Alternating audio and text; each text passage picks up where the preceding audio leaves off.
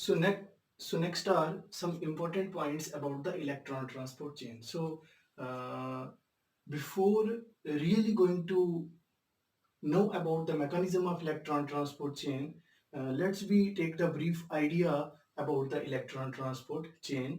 और ये बहुत ज़रूरी है क्योंकि इससे हम इलेक्ट्रॉन ट्रांसपोर्ट चेन का जो पूरा मैकेनिज्म है इसको हम अंडरस्टैंड करेंगे एंड देन हम क्या करेंगे ओवरऑल जो इसका मैकेनिज्म है वो हम डायग्रामेटिकली अंडरस्टैंड करेंगे पूरा सिनारियो हम देखेंगे कि इसमें कैसे जो है पूरा एक चेन जो है वो वर्कआउट करता है। ओके, तो सबसे पहले हम थोड़े से क्या करते हैं इनके पॉइंट्स जो है इंपॉर्टेंट पॉइंट्स मैंने यहाँ पे कुछ आपको रिप्रेजेंट किए हैं, तो ये बहुत ज़रूरी है। तो फर्स्ट आ गया why electron transport chain is called as oxidative phosphorylation.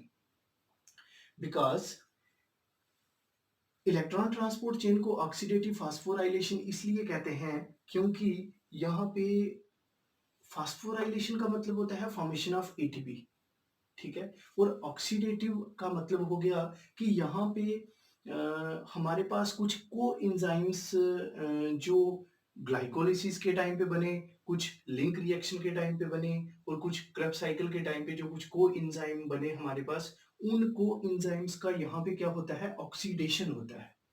उनका क्या होता है ऑक्सीडेशन होता है इन प्रेजेंस ऑफ ऑक्सीजन और एटीपी की फॉर्मेशन होती है, तो that's why they are called as oxidative phosphorylation. Okay, let me repeat again.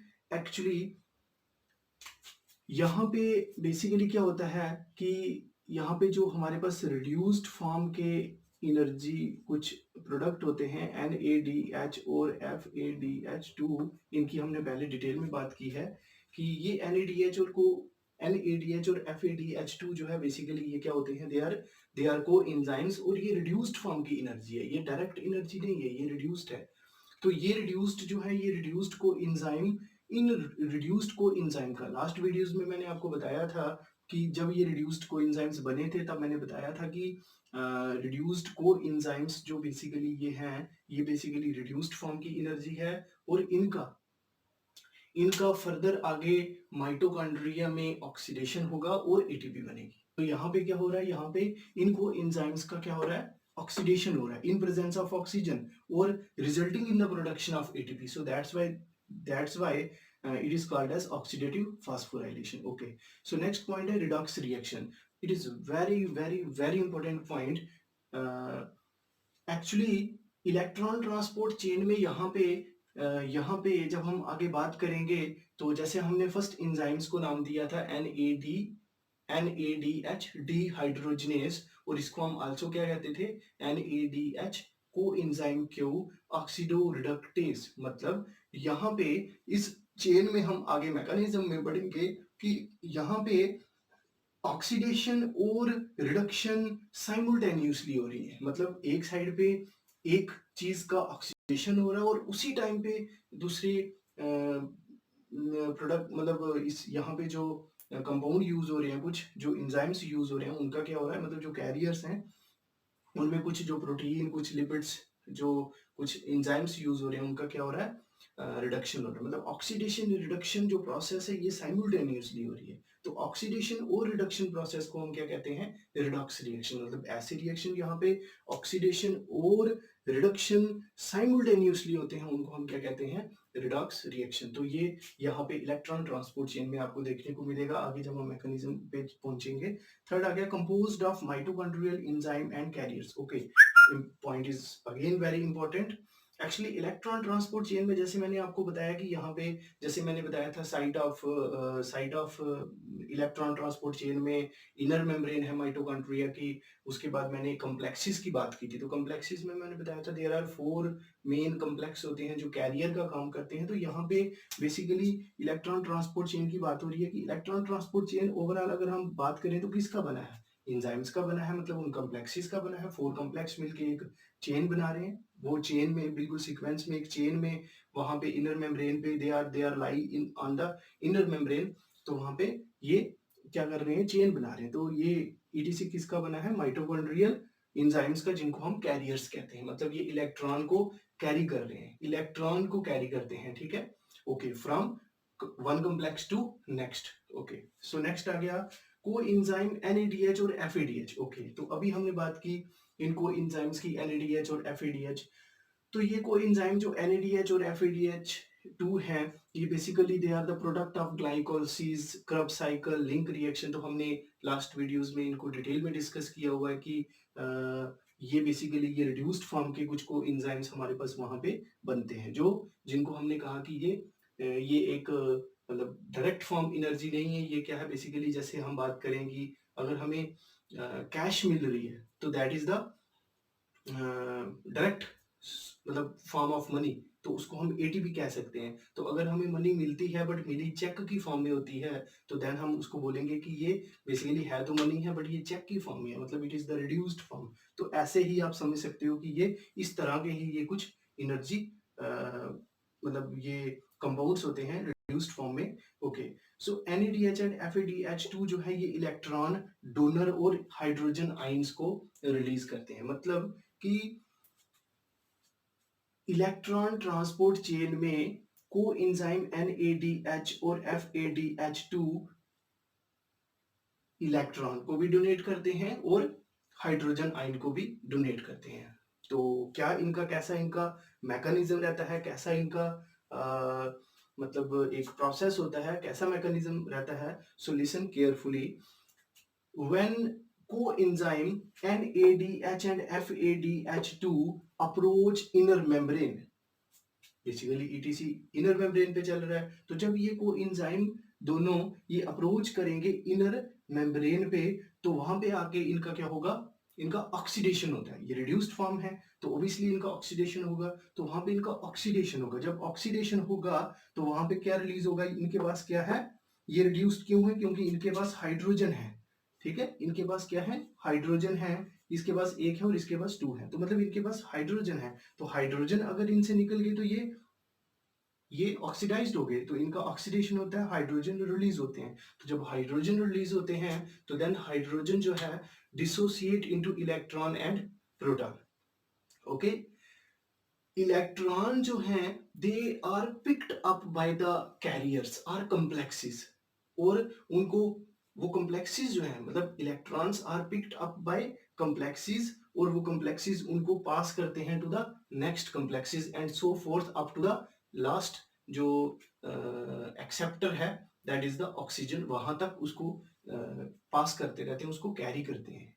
And during the course of electron transportation, जब इलेक्ट्रॉन ट्रांसपोर्ट हो रहा है, इलेक्ट्रॉन ट्रांसपोर्ट हो रहा है from one complex to next and next to so forth, तो during that process energy release होती है। वहां पे क्या होता है, जब पासिंग होती है इलेक्ट्रॉन की तो वहां पे एनर्जी रिलीज होती है। तो उस एनर्जी से क्या होता है, यहाँ पे एक इलेक्ट्रोकेमिकल प्रोटॉन का ग्रेडियंट बन जाता है, and that energy used to pump H positive means hydrogen ion across the inner membrane. Across the inner membrane, आगे मैं आपको बिल्कुल एक फ्लो चार्ट में चेन में मैं आपको बताऊंगा कि बेसिकली वो एनर्जी यूज करके प्रोटॉन को पंप किया जाता है फ्रॉम फ्रॉम मतलब across the inner membrane means towards the inter membrane space. मतलब वो इनर मेम्ब्रेन से बाहर वाली साइड जा रहे हैं, इनर मेम्ब्रेन से बाहर वाली साइड, दैट इज द मतलब इंटर मेम्ब्रेन स्पेस पे जाएंगे। ओके, सो प्रोसेस कंटिन्यू, और ये प्रोसेस तब तक कंटिन्यू रहेगी जब तक जो इलेक्ट्रॉन है उसका कंप्लीट ट्रांसपोर्ट नहीं होता up to the last electron acceptor, that is the oxygen molecule. Means कि इलेक्ट्रॉन जो है वो ट्रांसपोर्ट तब तक होते रहते हैं जब तक कि वो अपने एक्सेप्टर के पास नहीं पहुंच जाते।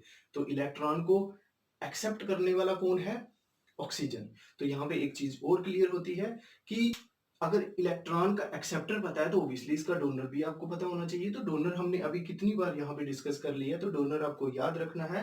इलेक्ट्रॉन को डोनेट कौन कर रहा है, इलेक्ट्रॉन को डोनेट कौन कर रहे हैं, कोएंजाइम्स NADH और FADH2। तो यहाँ पे जब हाइड्रोजन निकला था तो hydrogen dissociate into electron and hydrogen. ठीक है, तो इनका जो डोनेटर है वो कौन है, कोएंजाइम, और इनका एक्सेप्टर है ऑक्सीजन। ओके, तो जब यहाँ पे ऑक्सीजन के पास जब फाइनली जो है इलेक्ट्रॉन पहुंचेगा तो ऑक्सीजन फ्यूज करेगा, यहाँ पे फ्यूज करेगा इलेक्ट्रॉन के साथ। यहाँ पे मैंने शो किया है जो ऑक्सीजन है ये फ्यूज करता है इलेक्ट्रॉन के साथ, और जो प्रोटॉन होते हैं इंटरमेम्ब्रेन स्पेस में वहां उनके साथ, and resulting in the formation of ATP और साथ में वाटर मॉलिक्यूल। ओके ओके, सो electron picked up bye carriers, तो इलेक्ट्रॉन को पिक किया जाता है कैरियर्स के द्वारा और कैरियर्स उनको मूव करते हैं to the next. Okay, listen, actually जब हम मैकेनिज्म पे आगे डिस्कस करेंगे तो मैकेनिज्म्स में आपको पता चलेगा। बेसिकली यहाँ पे जो मैं कैरियर्स की बात कर रहा हूँ, तो बेसिकली यहाँ पे ऑलरेडी मैंने आपको बताया कि यहाँ पे कॉम्प्लेक्सेस होते हैं जो एज ए कैरियर का रोल प्ले करते हैं। तो बेसिकली जैसे लेट्स सपोज ये इनर मेम्ब्रेन है माइटोकॉन्ड्रिया की, तो यहाँ पे कॉम्प्लेक्स 1 होगा, कॉम्प्लेक्स 2, कॉम्प्लेक्स 3, कॉम्प्लेक्स 4, तो इस तरह से कॉम्प्लेक्सेस अरेंज होते हैं। तो जब को एंजाइम इनर मेम्ब्रेन को स्ट्राइक करेंगे, ठीक है, हाइड्रोजन रिलीज होगा, ठीक है, और हाइड्रोजन डिसोसिएट होगा इलेक्ट्रॉन एंड प्रोटॉन्स में। तो इलेक्ट्रॉन्स जो है पिक्ड अप बाय कैरियर्स, तो जो कैरियर्स कहाँ पे हैं, माइटोकॉन्ड्रिया की इनर मेम्ब्रेन पे है, तो वो बिल्कुल सीरियल वाइज बैठे हुए हैं, 1 2 3 4 एंड सो फोर्थ, तो इस तरह से हैं। तो इलेक्ट्रॉन्स जो हैं पिक्ड अप बाय कैरियर, और वो कैरियर्स जो है उनको आगे पास करेंगे नेक्स्ट कैरियर्स में, एंड वो जो है सो फोर्थ आगे उसको कैरी करेगा, एंड फाइनली जो है उसको कहाँ तक वो इलेक्ट्रॉन को कैरी करेंगे, अप टू द फाइनल जो इलेक्ट्रॉन का एक्सेप्टर है, दैट इज द ऑक्सीजन, ठीक है। और during the course energy release होगी, और वो एनर्जी जो है, एनर्जी यहाँ पे रिलीज होगी, और उस एनर्जी को यूज करके प्रोटॉन जो हैं वो पंप किए जाएंगे, वहां पे एनर्जी यूज होगी और प्रोटॉन जो है पंप होंगे अक्रॉस द इनर मेम्ब्रेन। यहाँ पे मैंने मेंशन किया है कि एनर्जी वो यूज होगी, और बेसिकली क्या होगा, passing of electron energy provide करेगी, और बेसिकली वहां पे प्रोटॉन जो है वो मूव करेंगे अक्रॉस द इनर मेम्ब्रेन। अगर अक्रॉस की बात करें, let's suppose here is the mitochondrial structure, let's suppose यहाँ पे हम लेट्स सपोज ये इसकी इनर मेम्ब्रेन है, and here is let's suppose mitochondrial matrix, और ये है इंटर मेम्ब्रेन स्पेस, ठीक है। तो यहाँ पे कॉम्प्लेक्सेस हैं, लेट्स सपोज कॉम्प्लेक्स 1 हो गया, कॉम्प्लेक्स 2, कॉम्प्लेक्स 4, है ना, कॉम्प्लेक्स 1 2 3 4 एंड सो फोर्थ। तो इस तरह से कॉम्प्लेक्सेस है बेसिकली। तो यहाँ पे जब इलेक्ट्रॉन जो है वो कैरी हो रहा है from one complex to next, तो इसके टाइम पे क्या हो रहा है, एनर्जी कुछ रिलीज हो रही है, तो वो जो है क्या कर रही है, प्रोटॉन्स को यहाँ से प्रोटॉन को क्या करती है, प्रोटॉन को ट्रांसपोर्ट करती है, पास करती है, पंप करती है across the inner membrane. Across the inner membrane का मतलब कि वो इनर मेम्ब्रेन से क्रॉस करके कहाँ जा रही है, इंटर मेम्ब्रेन स्पेस में जा रही है।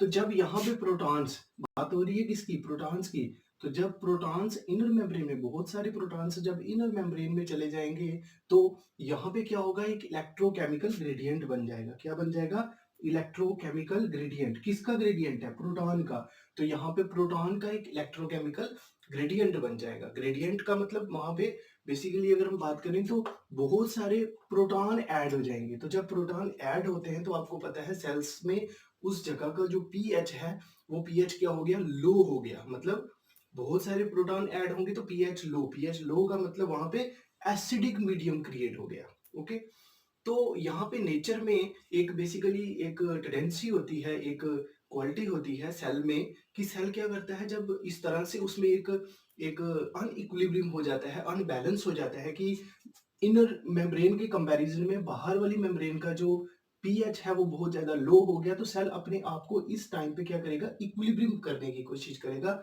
इसको मेंटेन करने की कोशिश करेगा। तो क्या करेगा सेल, यहाँ पे इस इलेक्ट्रोकेमिकल प्रोटॉन ग्रेडियंट को यूज करके, ये प्रोटॉन जो है इस एनर्जी को यूज करके, यहाँ पे जो इलेक्ट्रोकेमिकल ग्रेडियंट बना, इसको यूज करके सेल दोबारा क्या करेगा, अपने आप को इक्विलिब्रियम में लाएगा। मतलब इसमें टेंडेंसी है सेल में कि वो अपने आप को इक्विलिब्रियम में लाएगा। तो उस एनर्जी को यूज करके ये क्या करेगा, इक्विलिब्रियम करने के लिए क्या करेगा, यहाँ से प्रोटॉन को ये बैक फ्लो करवाएगा, बैक फ्लो बैक फ्लो का मतलब कि प्रोटॉन जिस डायरेक्शन में जा रहे थे ये उस डायरेक्शन में काम हो रहा है, अपोजिट डायरेक्शन में अब हो रहा है। तो back flow from intermembrane space to inner mitochondrial matrix. तो बैक फ्लो होगा, तो जब बैक फ्लो होगा तो बहुत सारी एनर्जी जो है यहाँ पे यूज होती है, ठीक है। तो मतलब बहुत सारी एनर्जी यहाँ पे वेस्ट होगी, डिसिपेट होगी। तो इसमें कुछ एनर्जी जो है वो यूज करके यहाँ पे सेल क्या करेगा, यहाँ पे बेसिकली एटीपी की प्रोडक्शन होगी, जो आगे हम मैकेनिज्म में और अच्छे से क्लियर करेंगे। ओके, तो ये प्रोसेस तब तक चलती रहेगी जब तक इलेक्ट्रॉन जो है फाइनली कहाँ नहीं पहुंच जाते, अपने एक्सेप्टर के पास पहुंच जाते। तो आगे हम डिस्कस करेंगे कि बेसिकली अगर हम स्टार्टिंग से हम अगर बात करें ग्लूकोज से, मतलब ग्लूकोज का मतलब कार्बोहाइड्रेट, जब कार्बोहाइड्रेट का क्या होता है, ब्रेकडाउन होता है, मतलब उसका ऑक्सीडेशन होता है।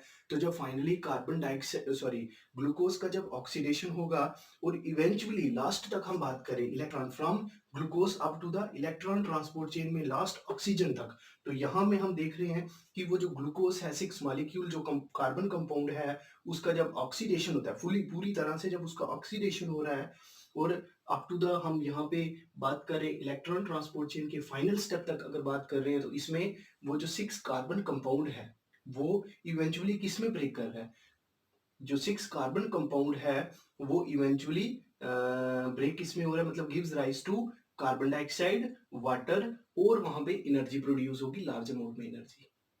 ठीक है, तो ये सारी बातें आगे हम फिर दोबारा से इसको रिपीट करेंगे जब मैं मैकेनिज्म की बात करूंगा। ठीक है, late me repeat again. Let's suppose एक एमसीक्यू का आपका क्वेश्चन हो गया कि लेट्स सपोज एमसीक्यू में आता है कि what is the correct sequence of the electron transport pathway from glucose to glucose to last जो है electron acceptor that is the oxygen. तो क्या सीक्वेंस रहेगा, बेसिकली ये मैं आपको बता देता हूँ कि जब इलेक्ट्रॉन ट्रांसपोर्ट चेन, बेसिकली जब स्टार्टिंग में इलेक्ट्रॉन ट्रांसपोर्ट स्टार्ट हो रहा है तो इसका जो वेरी बिगिनिंग है वो कहाँ से है, फूड से है, मतलब हमने फूड खाया और ग्लूकोज बना। ठीक है, तो मतलब ग्लूकोज से आगे हमारे पास क्या बन रहा है, इलेक्ट्रॉन ट्रांसपोर्ट चेन में हम देखें तो इलेक्ट्रॉन जो है वो जो ग्लूकोज में थे वहां से वो किस में शिफ्ट हुए, रिड्यूस्ड जो को एंजाइम्स थे NADH और FADH2, और वहां से इलेक्ट्रॉन ट्रांसपोर्ट चेन, और इलेक्ट्रॉन ट्रांसपोर्ट चेन से फाइनली कहाँ पे आए, acceptor that is the oxygen. Okay,